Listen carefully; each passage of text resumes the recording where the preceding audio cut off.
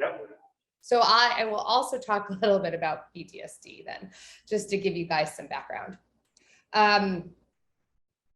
So VR, as we were talking about, VR has been in mental health a long time. There are a crazy number of studies on its effectiveness. And it's, over 30 years. One of the biggest things we find in the clinical world in regards to use of VR in mental health is that it really increases folks' engagement rates. And with increased engagement rates, the outcomes across the board improve, right? Because people are coming more regularly to sessions, they're staying in vivo or in the exposure or in the moment of VR longer. And so it's just super, super effective. So let's talk a little bit about VR and PTSD. PTSD, or post-traumatic stress disorder, has existed for a really long time in terms of diagnosis. And there are lots of criteria to be diagnosed with PTSD, but on a high level, you experience a trauma, and that trauma has to be basically a risk of death or like some sort of threat, feeling threatened in your integrity of who you are, which is why sexual abuse often is something that results in PTSD. And then after that traumatic event, you'll experience lots of symptom recurrence of the event. So whether that's flashbacks, auditory and visual hallucinations, nightmares, something called hypervigilance. We see that all the time. That's when folks really are on high alert, right? So good example of this is, for years, I treated someone who has had a long history of sexual abuse. When she had a daughter, she started putting her daughter in 3 pairs of underwear every morning before sending her to school. That's hypervigilance, right? This belief that if I'm just highly attuned to the risks around me, I can prevent what happened in the past. When we talk about PTSD and VR, we really think primarily about vets. And the reason we think about vets primarily is that when VR started being introduced into the clinical world, it really started at the VA, treating folks who had combat trauma. And so they would come home from wherever they were deployed, and they would have, flashbacks, not sleeping, nightmares, a lot of trouble re-entering into civilian society. And so VR started to be used to expose those vets to what triggered their PTSD, which might sound kind of crazy, right? Because you experience this horrible trauma and then we put you in a VR environment to experience it again. But what we found and what the outcomes indicate is that it works, because what happens is you get re-exposed to that traumatic event and you're able to reprocess it in a safe environment like the VA. And back in the day, and still to this day, when they do exposure with vets around combat trauma, it's not just a VR headset. They will light incense in the room to make it smell like it smelled wherever their trauma occurred. And then of course there's the audio tracks and all of that. And what they find is over time, the vets are able to sort of process that trauma, and really the real goal, right, is to shift their physical response. So, and you see this in exposure as well, and we'll talk about that in a little bit. And exposure therapy is kind of what I'm describing now, but it's also used for people with phobias, and we'll get to that in a second. But what they found with the vets, and in general with PTSD, is if you can expose someone to that trauma, get them back in that space, and then get their limbic system to have a different response, that's huge success. So learning not to have a raised heart rate, not to start to perspire, kind of retraining your body to not go into fight, or freeze in that moment is really helpful. Some of the early research also found that the timing of this sort of treatment is really, really important Typically, we will not do this with a vet who's going to be redeployed or who is in current combat, because a lot of those hyper-vigilant responses, that extra alertness, right, is actually helpful when you are in danger. And so we don't necessarily want to stop that fight, or freeze response until someone is out of danger. And so that's really the beginnings of VR and trauma. What we're finding now more and more is that it's not just about re-experiencing the traumatic event and reprocessing it through the virtual reality, but also we are having a lot of folks who are using virtual reality for reentry. So a lot of our conversations at Amelia with the VA surround, no, they've kind of processed the traumatic event, but now when they go home and they're having a fight with their wife, they're having a traumatic response. And so we're using VR to help work through kind of that preparation stage of re-entering into society and working through triggers, right? They put on the VR headset and we talk through like role playing, but right, instead of it being role playing like it was back in the day, right? I'm a therapist where I take on the voice of whoever that person is, whether it's a wife, someone you're about to have conflict with, or someone you're preparing to have a hard conversation with. Now we have a headset, and it immerses them to such a new level that they're really able to challenge their own responses at a much higher and more precise level. So that is kind of the next wave of dealing with trauma using VR. What the research shows, and we'll talk more about as I progress through the slides, is that outcomes are really, really good for VR. And one of the major reasons, as I already mentioned, is around engagement. But the other thing that I find incredibly interesting that research is telling us is that when someone is in a VR environment, they are more likely to change their perspective than if we were to do the same thing in vivo. So in vivo means like right in real life. So an example of this is someone who has a fear of heights. They can do a fear of heights module in a VR environment, or sometimes they go with a clinician and they, I live in Chicago, they go up to the Sears Tower and they do sort of the same exposure, but in life, in real life. And what we're finding is that when you're in virtual reality, there is an awareness that people have that it is VR, right? And research is showing that the brain is actually more willing to change a perspective or do something different in the VR environment than in reality. We suspect this is because there's an awareness that the impact of that choice is different, right? But what happens is over time, people do this in virtual reality for a couple sessions, 4 to 5 sessions, and all of a sudden they've actually made the change in their brain and how they're going to perceive and process whatever it is that they're being exposed to in the VR. And so when they go to do that same thing in real life, the change in perspective has already happened. And that's another huge reason that VR has been so effective in treating mental health disorders.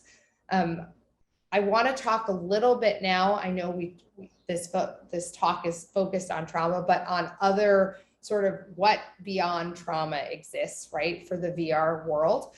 And that is a lot. We see a lot of treatment of phobias. So fear of heights, fear of flying, that is another sort of behavioral health condition that is very well suited to VR, and VR has been incredibly effective at treating. Part of the reason for that is that within the VR world, we can control what the person is being exposed to, similarly to with PTSD, right? So when a vet is re-experiencing a trauma, we can increase or decrease the stimuli. We can make multiple bombs go off or only one bomb go off. In a fear of heights, we can make it, the skyscraper different heights. So as the person gets more and more acclimated, we can make them go to higher and higher floors within the elevator.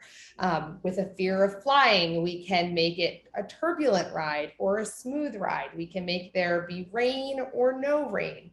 And these differences allow us to really tune how we're treating that patient and kind of progressively increase the amount of distress session over session. So these are just different ways that VR has, really been super effective in treating mental health issues. I'm just going to go through a couple slides now, and this slide talks about what makes it better, right? It talks about, it gives the therapist far more control.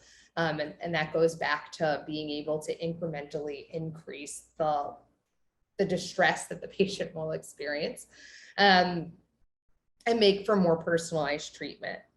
So I'm going to skip this slide, but I did want to get to some of the research. So again, what the research shows is that not only do we see an increase in adherence, specifically in this 3-arm study, we find that folks that are doing VR have a 95% adherence rate versus those that are doing the same exercises without VR are around 82%. So you can see a huge lift in the engagement. And, I think there are a couple of reasons for that. I will tell you that even just in my caseload, I see high levels of adherence with VR, and I think it is because it destigmatizes mental health treatment just a little bit. It introduces a whole new variable. It feels a little bit more cool, for lack of a better way to say that, right? I have a patient, he's 14, and I've been treating him for over 1.5 years. And when he came into treatment because he was having school avoidance and his parents were just at their breaking point. And he's doing a lot better now, but we spent the first year just trying to get him to actually talk to me. I was so proud. The other week he went to see his psychiatrist, and the psychiatrist asked about me. And he said, well, I don't always like her, but she always gets me to talk, which I was super proud of. But I bring this all up because we're in a family session and I'm sharing with the parents that he really has begun to engage and talk about real things, talk about his depression, talk about his sense of self-worth. And mom says to me, I think the moment it all changed is when you brought the VR into session, because he came home that week and he's like, therapy wasn't so bad today. And mom was like, why? And my patient was like, well, Erica, let me play a VR video game for a little bit. And then I got to walk through these different environments. And from that moment on, that was like a point in treatment where there had been a shift. From that moment on, he does come in and talk about real things. And I share this story to just reinforce what the research shows. But I think what's so important about that isn't just that VR increased his adherence, but it's that because this kid, became more adherent and came more, and his perspective on therapy shifted, we're now actually seeing more positive outcomes in his treatment, in his ability to tolerate frustration, his ability to go to school. We did a lot of exposure to school environments that day.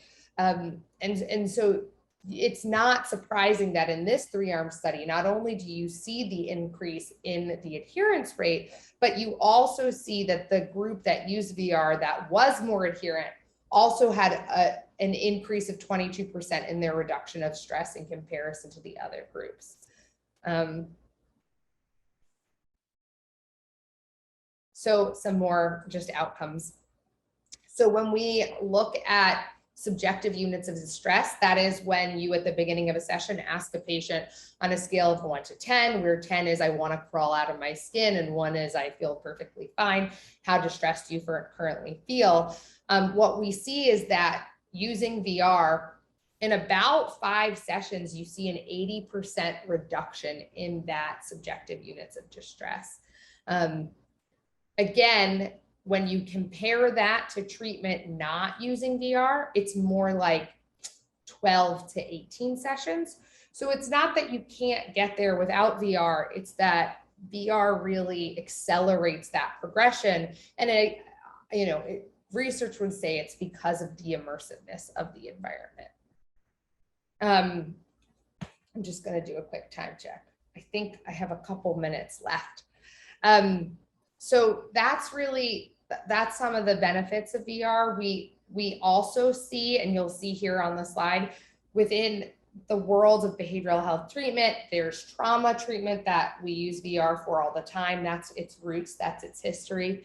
I've talked a bunch about exposure, which I should probably back up and just explain. So with phobias, right, when you have a fear of flying or a fear of driving, often this is measured, or part of the criteria for having such a diagnosis is that you just won't do it, right? So I have a patient, he's a C-level sales guy, and he's turned down jobs because they required flight. That's an example, right, where that fear is now really impairing his ability to live his life. When you have a fear such as fear of flying, exposure therapy is kind of the gold standard for treatment. The goal there is that you expose the person to what they're afraid of and progressively make it harder and harder, right? More turbulent flight, rain, so on, and longer flight, so on and so forth, so that we can teach that person to not have a fear response to the stimuli. And that happens over time with the goal that eventually they can do the thing they're scared of. So for my patient, after 5 sessions, he took a flight to Arizona. It was the least stressful flight of his life, or so he says. It doesn't mean that the fear has gone away completely. That is the ultimate goal, is to have the extinction of that fear. But at first, we're really just trying to help that person cope with that fear. And it's right, it's kind of the background thought about it is not that different from the thought of using VR with PTSD. We're trying to stop the fight, flight, or fear or freeze response to that stimuli. Similarly, what we find with mindfulness and relaxation, which is often the antidote, right, to a lot of these trauma and fear-based disorders, we find that when we use VR, we have a higher success rate at people learning how to de-escalate themselves. So mindfulness and relaxation, right, we often teach to patients as a coping skill to help them self-soothe. It can be really hard. I like to joke that I don't find personally meditation very accessible, and I am a trained, I have my certificate in mindfulness, and I suck at it. And the reason I suck at it is that my mind goes a bazillion different places. And in, what you learn in your practice of meditation is that's okay, gently guide your mind back, right? But that can be really hard to do. And it takes a lot of effort and work for folks to become good at doing meditation. And if they don't become good at doing it quickly, they often will just stop doing it because it feels too hard and it feels like they can't do it. And now we've lost a very valuable coping skill. What we find in the VR world is that because, again, it is an immersive environment where you're not closing your eyes, where your mind is not required to imagine because there are visual cues right in front of you, that mindfulness and meditation and relaxation actually become a lot more accessible to people. They can look around, they can engage with that environment, and it really helps them to learn the art and practice of mindfulness. And in learning those things, they are able to internalize them and not kind of chuck it away as something that they're just not good at and they can't do. So that's a huge win in the world of mental health as well.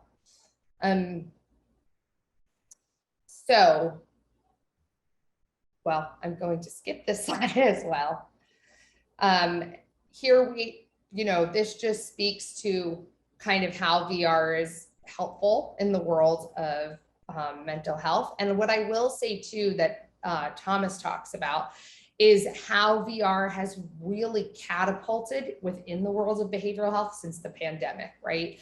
It's really changed the way that clinicians practice therapy, and it's really allowed, I think, for the embrace of technology in a way that prior to the pandemic, therapists just weren't willing to embrace. So there's all this research about how effective VR is, but it really took not just the research, but people being open to embracing it for it to really start to take hold and people to want to use it. And the pandemic has been the kind of, it's been a lot of horrible things, but on the flip side, it has forced therapists like myself who might have been kind of tech agnostic or kind of like, ooh, that's scary, right? I don't want to deal with that. It's really forced us to embrace it. And I think that's why we're seeing more and more and more clinicians start to engage with VR and patients asking for it, right? I have patients that specifically want to do things in VR now.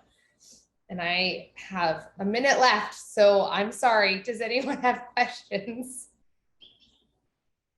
Yeah, let's thank Erika.